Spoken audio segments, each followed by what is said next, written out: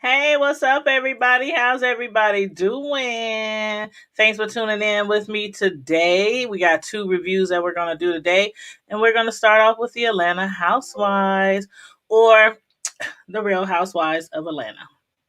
And let me take a sip before we start.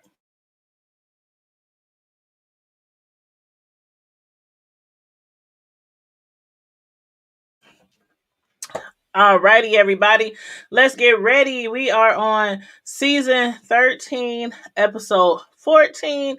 And as you can see from the very bottom of the screen, the episode was called If You Got It, Haunted. I love the title of this episode. But yeah, so make sure you like the video, share the video, subscribe to the Hood Table if you're not already subscribed, and make sure you comment in the comment section of your thoughts of any of the storylines or cast members of the show. Please and thank you very much. So we're gonna start off with Kenya, Marlo, and Phelan. Kenya and Phelan have paid a visit to Marlo, who is soon to be opening a showroom to rent her designer clothes. And when it comes to renting somebody's designer clothes, Kenya, she was like, are you sure about that? Because she just couldn't imagine renting out some clothes to the type of women that they hang out with. Because she's still shocked at the behavior of some of the girls that they hang around, and we all know what that stems from. But apart from that, being that Phelan was short on time, because she had to shop for a custom-made Halloween outfit, she bounced out as soon as she got there. Well, almost as soon as she got there.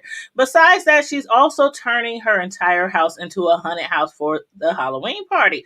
So I'm assuming that this time during production was maybe towards the end of October. That's one thing that I like about the TV show that we review, Queen Sugar, because each episode is titled like a month, like May 19th, May 30th, April 15th. It kind of, but anywho, I'm sure it was at the end of October for a Halloween party and such. But meanwhile, how do you feel about Kenya's Halloween outfit statement?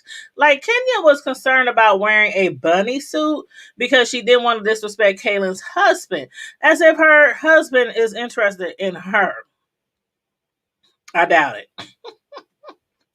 But that comment that she stated, it kind of reminded me of the Phaedra, Apollo, and Kenya incident, which I know you can all remember. You know, the incident when Apollo playfully threw Kenya into the pool years ago. Something that didn't sit too well with Phaedra. Then that kind of spiraled out of control into a is Apollo and Kenya messing around behind Phaedra's back type of thing. Yeah. So maybe Kenya done learned like a lesson or two, since then from being around the women's males counterparts. I don't know. Y'all let me know how y'all feel about that comment that she made. In any case, after Kaylin took off to get her costume, the conversation quickly turned back to the Bachelorette gate once again. And I'm just like, Kenya, can you please leave it alone?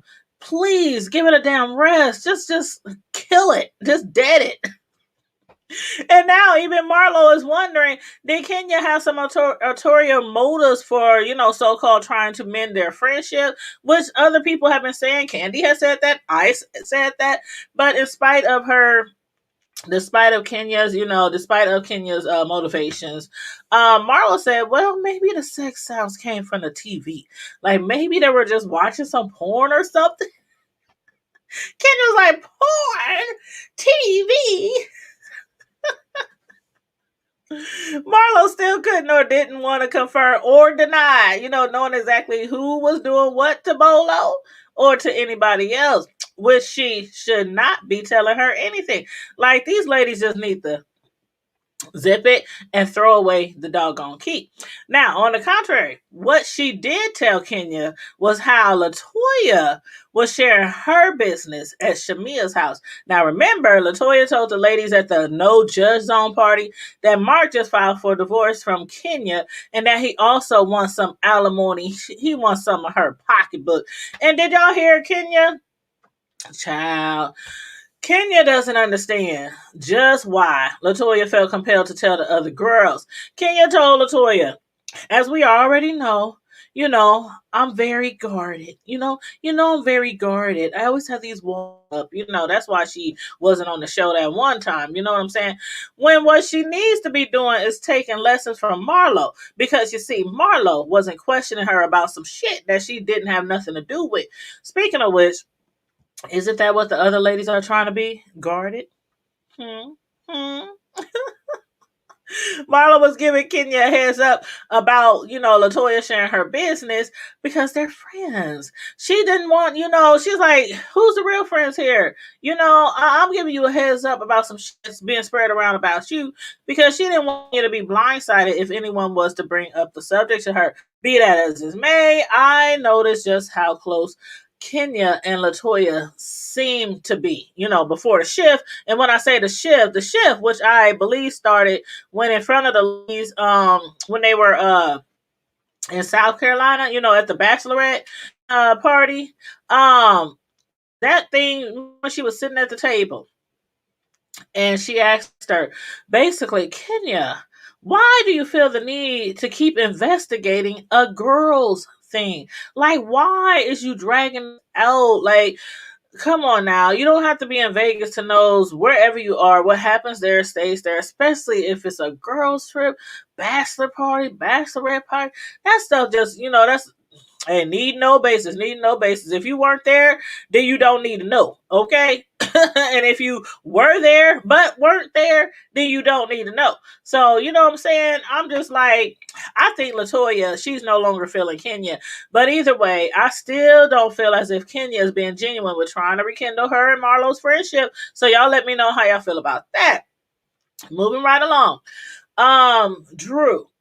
Drew has a little situation. While sitting around talking to her grandmother, Drew mentioned how since the last trip ended up with a little drama, a little messy, a little rumors on the blogs. She wants to bring the ladies along with her to New Orleans because her she's been sitting down there for some work. Her grandfather, as her mother explained, as her grandmother started to explain, once they start getting on Louisiana, New Orleans, things like that, she kind of went down, history lane, and she started telling her about her grandfather's people, how her grandfather's father was a white man, and then Drew was like, taking this all in, and then suddenly she just kind of got in her feelings from her grandmother sharing the family tree and lineage information with her.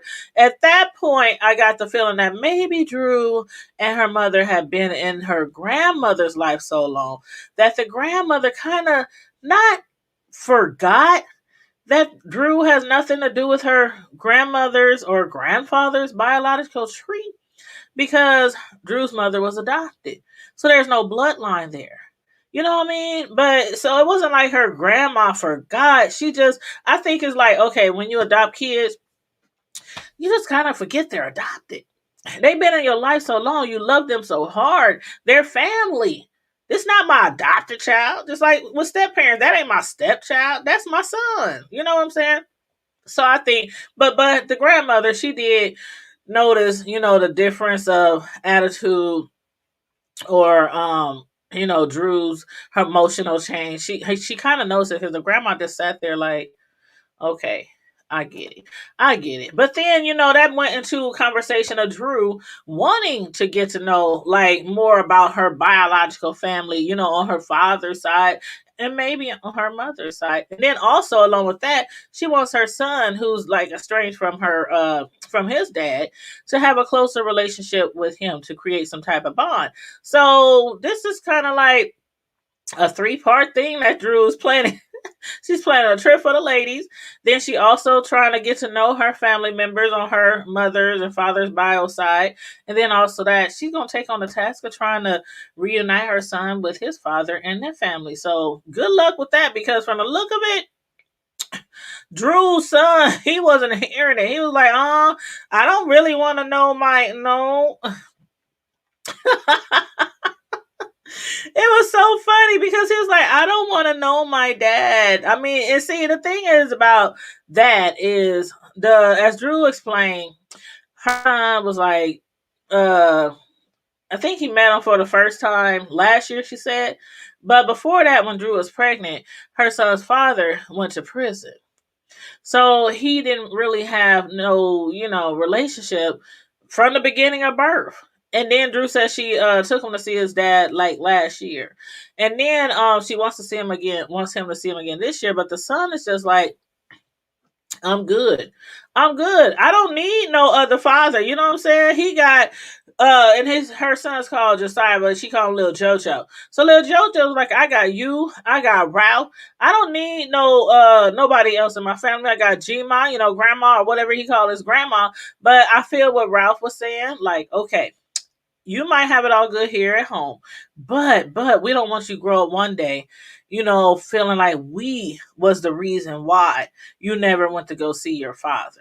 So I like that he stepped in and he did that part. He saw how emotional it was for Drew, because she doesn't know her bio peeps. So, she don't want her son to grow up when he knows exactly who his dad is and exactly where his dad lives. So that's the difference there with Drew's bio parents or bio family and her sons. So again, good luck with that. Hopefully her son and her son's dad could eventually form some type of bond. And that, of course, is if Drew feels like he's able, if he's capable, if he's consistent, if he's, he was in prison for a while. So, sometimes when you get out of prison, you don't be stable, your home, your income, things like that, who you stand with, who that girl, who, you know what I mean? And depending on why he went to jail, I get what she talking about. I got to make sure he's consistent and all that, and my son is safe around him, and just like something I would do. So good job there, Drew. Again, I hope your son gets to spend time with his dad and end up bonding with his dad. And if it don't works out, you can at least say you tried, and hell, wait till he get a little bit older. Maybe he want to try again. Okay, that's my advice on that. But as far as Cynthia and Mark, the newlyweds, they're still on cloud nine. They're still on cloud nine from recently jumping the broom, of course. And I had no idea that Cynthia's vows took almost 10 minutes, because we only saw like bits and pieces of the event on the show. But Mark was like, y'all, he had me cracking up. He was like, I was just like about to look around to see if somebody was going to start playing some Oscar music, after the award speech for the best wedding vows of 2020. I was cracking up. But in spite of the fact that Cynthia can be very long-winded, everybody is so happy for them. Even Cynthia's ex, the sexy Leon. He showed them some love. Leon, who took to social media, told Cynthia that she's been a super mom, a supermodel, and now you're going to be a super wife. That was so sweet. And then to Mark, Leon said he's really happy for him and much love. That was really sweet. So yeah, kudos to Mr. Leon, because every ex ain't all that. Matter of fact, did Peter say something? No, I know Peter's a good man. I love me some Peter. Ooh, Peter and that beard. Ooh. Anyway. The other day, excuse me. Let me get a sip. Like the video, please make sure y'all like the video and y'all share the video. Thank you much.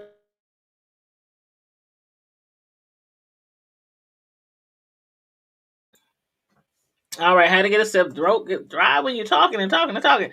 But anyway, the other day when Deanna Urban and I were reviewing Bell Collective, um, did not say how a lot of couples each have a home just for them. Like they have one home that they share. Then they have like the man might have a house, like especially if they already held homes before, maybe homes they paid for before they got married, and they keep those homes. And then they have their joint home. They do something like that. Or some marriages, some couples, they have like a bigger house, make sure they got room for them, room for the kids, and then they each can have their own individual room as well, just in case they want some alone time or some me time, or they sleep with a snorer, or just something like that. So basically that's what Mark was discussing with Cynthia when they was out sitting on the sidewalk. I think it was like a little restaurant or something like that, bar. I don't know where they were. But anyway, they were sitting outside, and he had mentioned to her that he wants to keep his house in LA. He wants Cynthia to keep her, Lake Bailey, her house by the lake, while they both go in together, to buy a new house for them both. And she thought it was a really good idea. And I do too. I definitely think she should keep that lake house. I mean, for as long as she lives. Shoot, might even want to rent it out as a Airbnb. Shoot, I'm sure she can get a lot of money out there. I'm just saying. So anyway, after they discussed that, after that was all settled, Cynthia received a call from Drew to invite her and the ladies on a real girls trip because again, we know how the last girls trip went. But do you think Kenya's gonna be invited? Hmm. She did say she was going to invite the ladies with her to New Orleans, but I wonder, would they even want Kenya there? You know what I'm saying? And of course, Mark, he's so cool. I like Mark. He was like, go ahead, have fun, get crazy, with the provision that they bet not bring Bolo along with them. Cynthia was like, dang, I didn't even, she said, I didn't even ask if he was coming. I was like, Cynthia, girl, you better quit playing with that man. That's your new husband. Y'all literally just got married. Especially if you want to take that trip or take a trip anywhere else with your girlfriends. Quit playing with that man. Especially with all those freaky rumors still floating through the atmosphere on the internet, on social media, on the blogs, about what might have allegedly went down on the last girls, which was your bachelorette party, by the way. Okay. All right. So, okay, behave. Leave Bolo right where he at, wherever he's stripping it. But yeah, I'm like, man, if you, boy, he gonna have you locked up in the house. You think you can't go nowhere now through CBD, because of CBD 19? Let Mark find out that Bolo came to another girl's party. He gonna, that's no ass, Cynthia. But back to Phelan's Halloween party. First of all, I'm going to assume that this part of the production again was the end of October, okay? And who do y'all think had the best Halloween costume? I'm going to tell you who I thought, but I want to know who you think too. Let's see. Cynthia, she was a hand sanitizer. Phelan was Medusa. Candy was Cheetah. Shamia came as an astronaut. Drew came as Cats the Musical or something like that. Latoya, she dressed up as a dead mermaid. Portia, she came as a domestic cat. And Kenya came as a Native American. Now, y'all again, let me know who y'all thought had the best costume, who won the costume contest, or our little own contest, For me, it was a toss-up between three people. Phelan, Candy, Drew. They were just the most creative. I mean, Phelan, her Medusa was all that and some, okay? Candy, I really love hers. I mean, I really like Candy's costume. Even Phelan said that when she says to come to her events, she wanted to see shit like what Candy was working with. I really like Candy's costume. I didn't even recognize her when she came through the door. She walked all up in there, all through the house, and I'm like, who is that? I mean, the way they made the makeup, it seemed like her face was shaped different. Like even if she might have had some costume clay or something on her face, making her nose and protrude, or I don't know what it was. Good makeup artist. But then also again, Drew, I liked hers as well. So I guess it would be in that order: Phelan, Candy, Drew. So yeah, again, y'all let me know how y'all feel about that. But had it not been for watching that show, yeah, I would have never thought that it was Candy underneath that cheetah costume. So, Cynthia. Cynthia, her costume, volumes. Being that she wore a sanitizer D19, it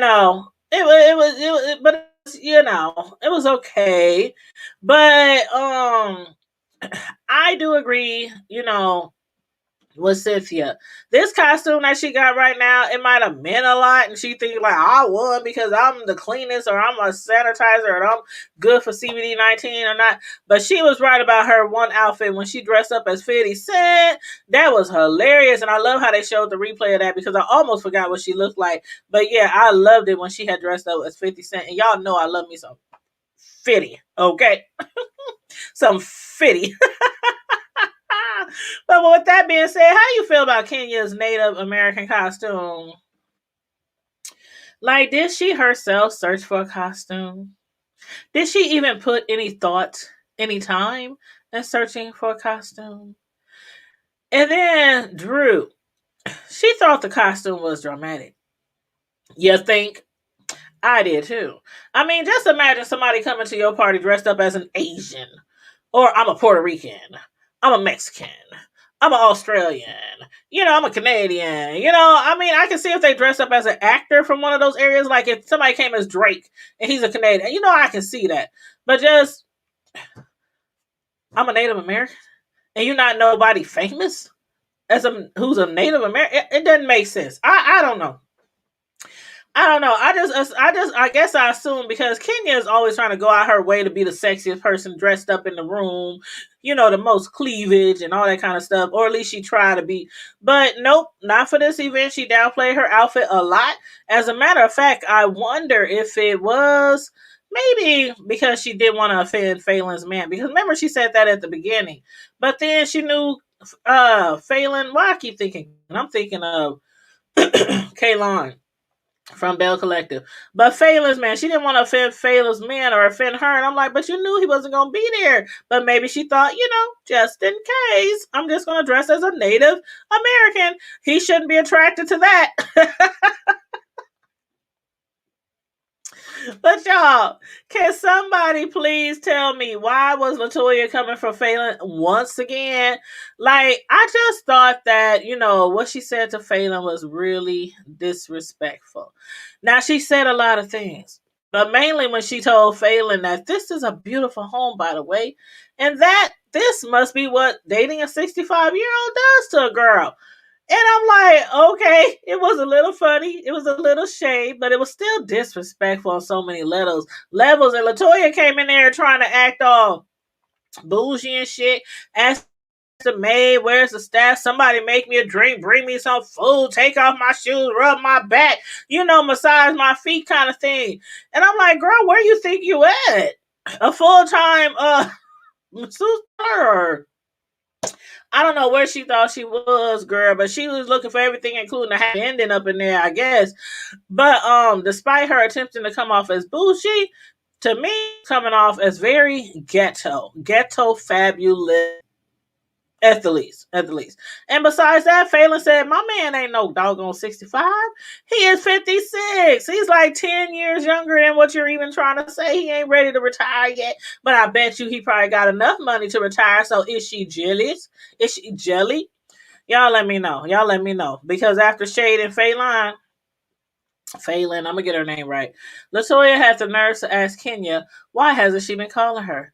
She even told Kenya to let her know if she's been replaced. So Kenya pulled her to the side by her little coattail to question her, why would you tell people who don't like me that my husband is divorcing me and he wants money? She was like, well,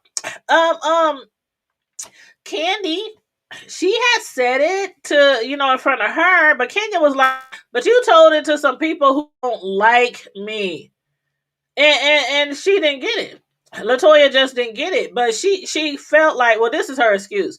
She felt like the need to inform the nieces, in a way to defend or excuse Kenya's behavior. Kenya was like, my behavior? You know how Kenya says, my behavior?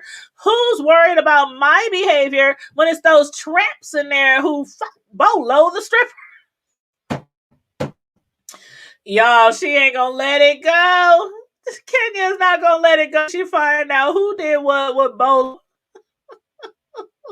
I was hollering. She said, my behavior. Kenya said, don't you raise your voice at me, because at the time LaToya had got kind of loud. And Kenya didn't like that shit. But y'all let me know, is it true, like LaToya said, that the raising of her voice is a okay, I'm gonna get it right. Trinadian thing. I don't know, but either way, LaToya told Kenya that if she can't deal with that, then don't deal with me, and therefore we will not have no relationship. And child, Kenya was pissed. She was so done with LaToya, telling her, I can't trust you no more. It's a wrap. I'm done with you. I'm done with you. But you know what the real kicker was? The entire time Kenya was going off on Latoya. Latoya just kept laughing and giggling, and that was giving me the idea that she probably came to the party already tipsy, already intoxicated, inebriated, whatever you want to call it. And if so, that might also explain why she was being disrespectful to Phelan and her man, and why she also decided to leave early, as she should have probably left, maybe probably much earlier. She claimed the party was boring, and that's why she was leaving early. But she knows she was being disrespectful.